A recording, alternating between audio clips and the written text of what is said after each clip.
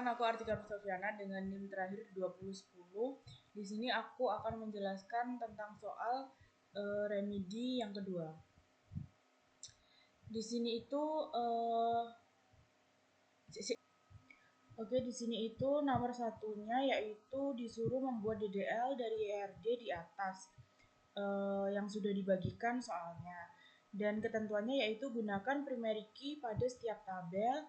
Yang kedua ada gunakan not null pada semua atribut kecuali alamat dan hari atau jam. Yang ketiga gunakan unique pada atribut email pada tabel mahasiswa dan dosen. Dan yang keempat ada tambahkan default ganjil pada atribut semester di tabel KRS-nya. Lalu penyelesaiannya yaitu seperti soal nomor 1 seperti ini. Ada create tabel mahasiswa, NIM, varchar, 20 primary key, nama mahasiswa, underscore mahasiswa, varchar 100 not null, email varchar 100 not null, unique, alamat varchar 200 seperti itu. Oke, jadi di soal nomor 1 ini ada NIM primary key sebagai identitas untuk mahasiswanya, dan juga ada nama underscore mahasiswa ini yang wajib diisi atau bisa disebut dengan not null ya. Lalu yang ketiga ada emailnya, ya ini wajib diisi dan tidak boleh sama atau unique. Lalu yang keempat ada alamat, yaitu diisi sepanjang 200 karakter seperti itu. Lalu yang kedua ini ada data dosen, yaitu yang pertama yaitu create tabel dosen, ada NIP dosen, nama dosen, alamat, dan juga emailnya seperti itu.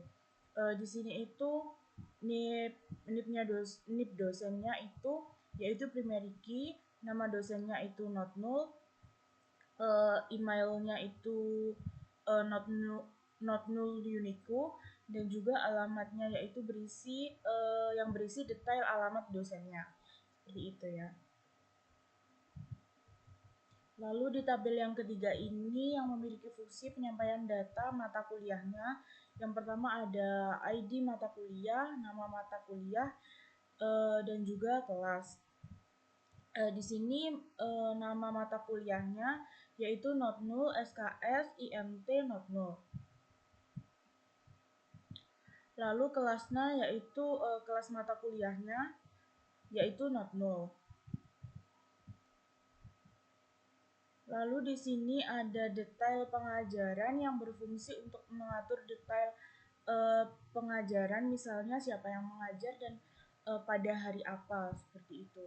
Di sini untuk kolomnya yaitu ada ID underscore detail underscore pengajar dan juga ada hari. Ini boleh kosong atau boleh null seperti itu. Lalu jamnya juga sama menggunakan varchar dan boleh kosong atau boleh null. Lalu di sini ada NIP-nya yaitu not null yang harus ada karena berperan sebagai foreign key pada tabel dosennya. Lalu di sini ada ID matkul yaitu not null, berperan sebagai foreign key ke tabel mata kuliahnya itu sendiri. Lalu ada foreign key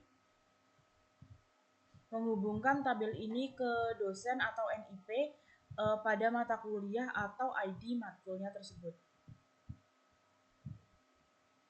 Lalu selanjutnya ada tabel KRS, yaitu ada ID KRS, master, NIM, foreign key, dan foreign key ID matkul seperti ini ya.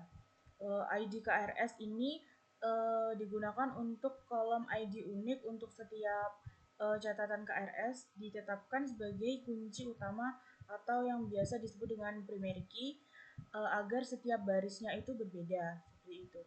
Lalu untuk semesternya yaitu varchar default atau ganjilnya ini digunakan untuk kolom untuk mencatat semester jika tidak diisi nilai defaultnya adalah ganjil seperti itu. Lalu ada NIM, kolom untuk nomor induk ya.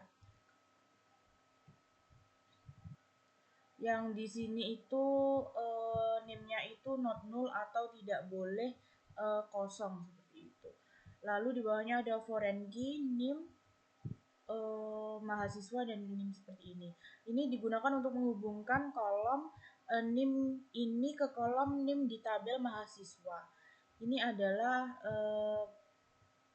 kunci asing dari tabel tersebut. Lalu di yang terakhir ada foreign key. Ini digunakan untuk menghubungkan kolom ID matkul ini ke kolom ID matkul di tabel mata kuliah.